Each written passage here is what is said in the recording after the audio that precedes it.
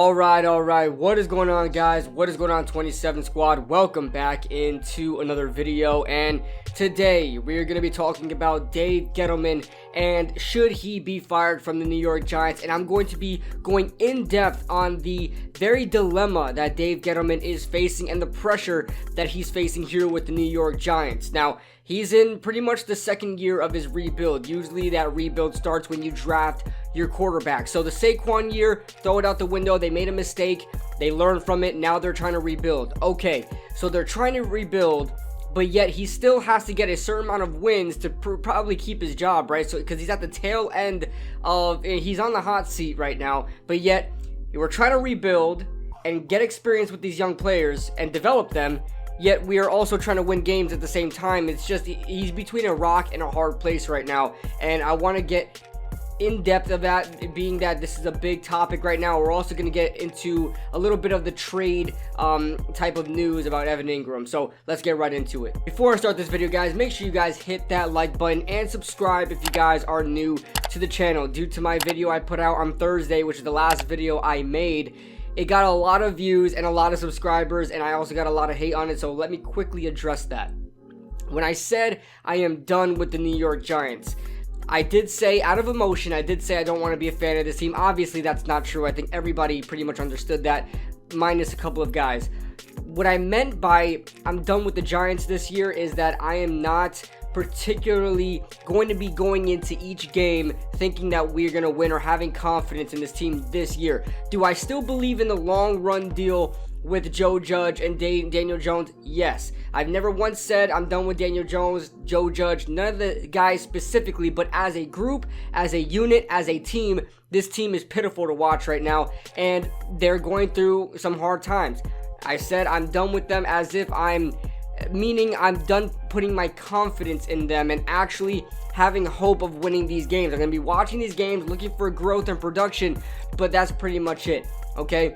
Exactly what I went into in the beginning of the year. But of course, as a fan, I want to see us win games, and I really kind of put my logic in the back seat and saying, hey, I need to start actually realizing, hey, this is a terrible team. We are a young, producing, unproductive team that needs to be productive and grow and develop talent. But that's what I really meant by that. But anyway, just for the guys that didn't understand that.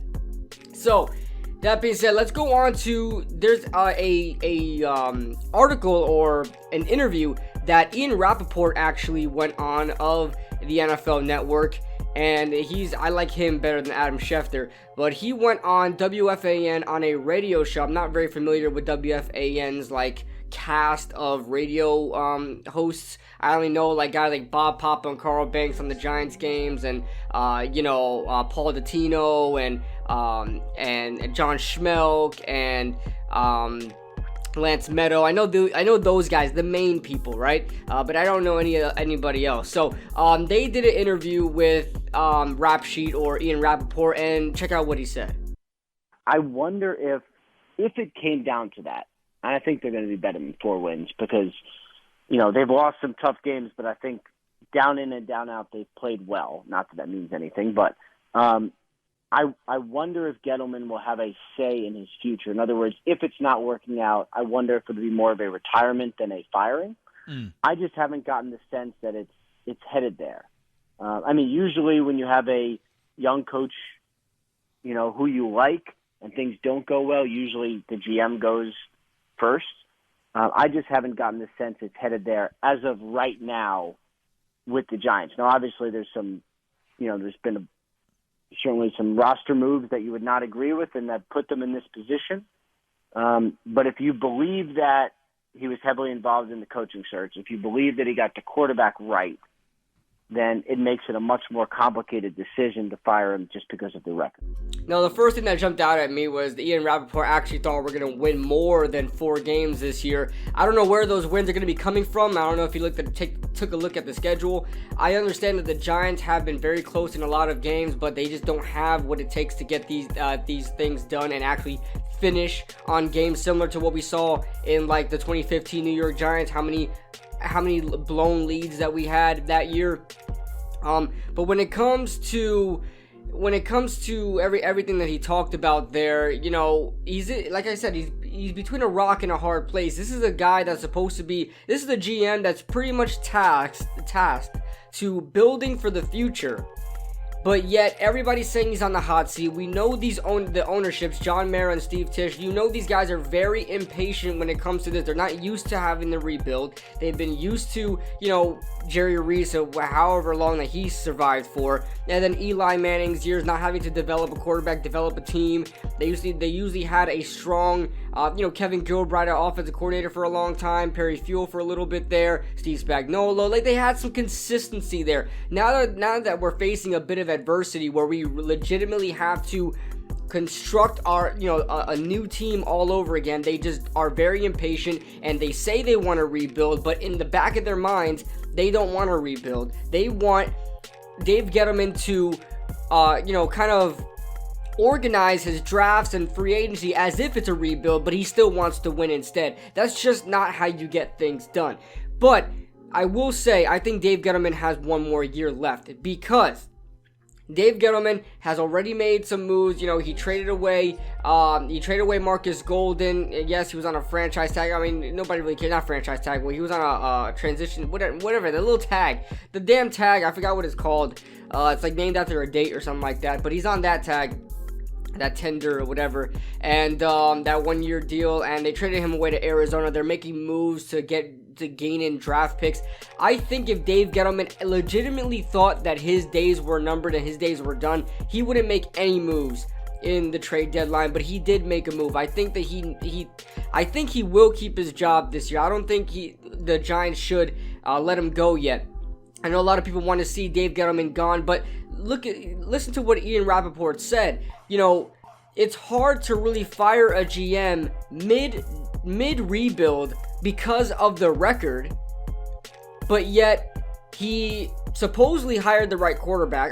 Drafted the right quarterback, and supposedly hired the right head coach. Yes, it took a couple of tries, right? Because Dave Gettleman drafted Kyle Oleta, but now he has Daniel Jones, and Dave Gettleman hired Pat Shurmur, but now he has Joe Judge.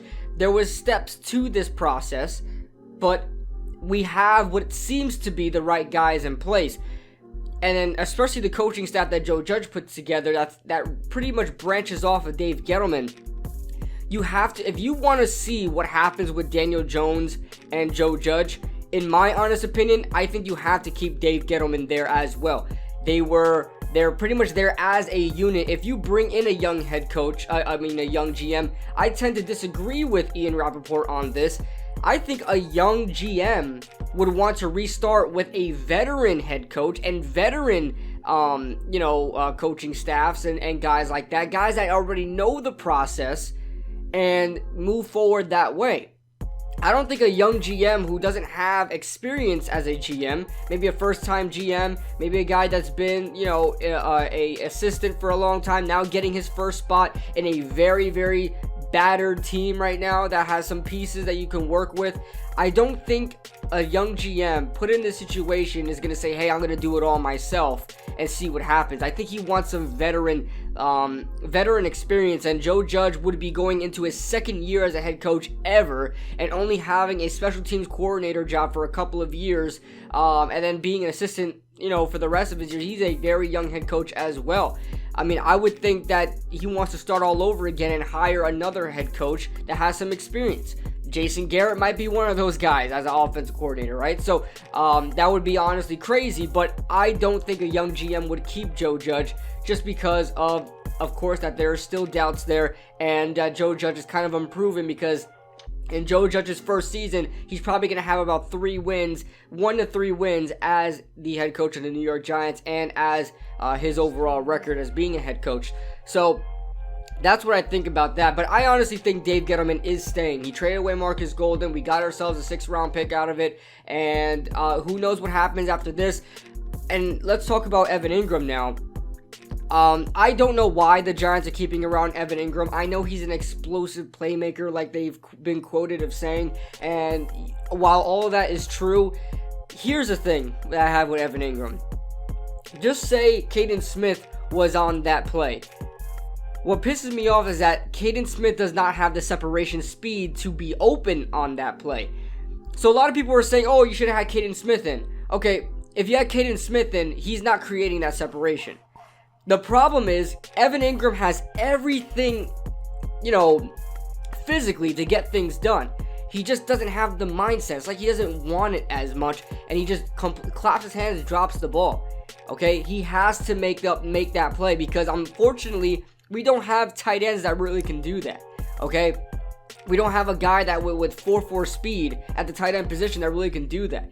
Okay, I disagree with the guys that say we should have had Caden Smith in there, but I also disagree with the guys that say that we should keep him because of whatever, right? I'm on disagreements with both sides. I think we should definitely get rid of Evan Engram, but we have to find a way to get our best playmakers the ball. What if we had Darius Slayton on that play? Why is it that we always have Darius Slayton on the outside, but yet this Giants team can't block for anything, and we don't put Darius Slayton in the slot? Now, I mentioned that because it's so much easier to get the ball out to your slot players when you're under pressure. Okay, they're right in front of you, or they're crossing right in front of you, and they're closer to you. When you got guys on the outside, it requires more time. You have to set your feet. You have to make sure everything's a clear pathway, right? You have a bigger space between you guys. That means more defenders could get inside. The ball is traveling longer. It takes more power to get the ball there. Put Darius Slayton in the slot, please. Slants in the slot, the hooks in the slot, the crossers over in the slot. Give your best playmakers the ball. Odell Beckham in his time in New York primarily ran things from the slot. Can he play the outside? Absolutely. But he ran a lot in the slot. Why? Because Eli Manning was constantly under pressure. He couldn't move out the pocket. And the closest way, the best way to get your best playmakers the ball in a short amount of time is putting them in the slot, especially from the wide receiver position. So, I just think we need to give the best playmakers the best opportunities, okay? Darius Slayton's a playmaker. I still have my reserved thoughts on Darius Slayton. I don't think he's the number one guy whatsoever, but he's our number one guy right now, right? Unfortunately, he is our number one guy. Give him opportunities. We need more rub routes for Darius Slayton. We need more crossers for Darius Slayton. We need more delayed slants for Darius Slayton. Something out of the bunch formation, and get him the ball. Some clear outs, right? Do something. Get him the ball. Wide receiver screens. I know he can make a play running after the catch. Do that. Something. But I'm all for trading away Evan Engram. But I could understand if Dave Gettleman, his best offer is like a 5th round pick for Evan Engram, and they're like, well, he's worth more than that. He's had some issues. He's still a mismatch for a lot of opposing defenses. At least he could be used as a decoy, right? And I think that's worth more than a 5th round pick. If it's a 4th round pick and above, I'm taking the deal. 5th round pick and under that, probably not. So I can understand why, if the 5th round pick was something that they're facing, that they're not going to take it. So that being said, guys, I don't think Dave Gettleman should be fired. You guys let me know your thoughts in the comment section below. I think he has one more year to show. It's hard for me to say that because a lot of people would think that I'm just okay with losing. Obviously, I'm not. If you saw my video on Thursday, I think it takes time. I think I'm pretty much one of the only guys, especially the YouTubers. The YouTubers actually have that mindset as well, but a lot of the fans just don't. You have to have the mindset. This is a bad team. The record's not going to look pretty at the end. You have to want growth and development. All right, this team, believe it or not, has shown growth and development. It's just very frustrating when they don't finish, and that's something that they need to work on. Obviously, is finishing. Okay, it's a problem that they have. Let's hope by the end of week 17 they have it figured out, so that when they go into next year, 2021. They don't have to fire Dave Gettleman. We don't have to hear these trade talks. We don't have to hear, oh, is Joe Judge really the guy? Or is Daniel Jones really the guy? I want them to go get all your problems out there, fix all your issues this year in 2020, so that next year you could build up momentum and hit the ground running and win games. That's all I got for you guys today. Let me know your thoughts in the comment section below. I know I kind of went all over the place. I haven't made a video in a long time, so it's hard for me to put out updates. But let me know your thoughts in the comment section below, guys. Leave a like if you guys enjoyed. Subscribe if you guys are new. I'll see you guys in the next video. Woo!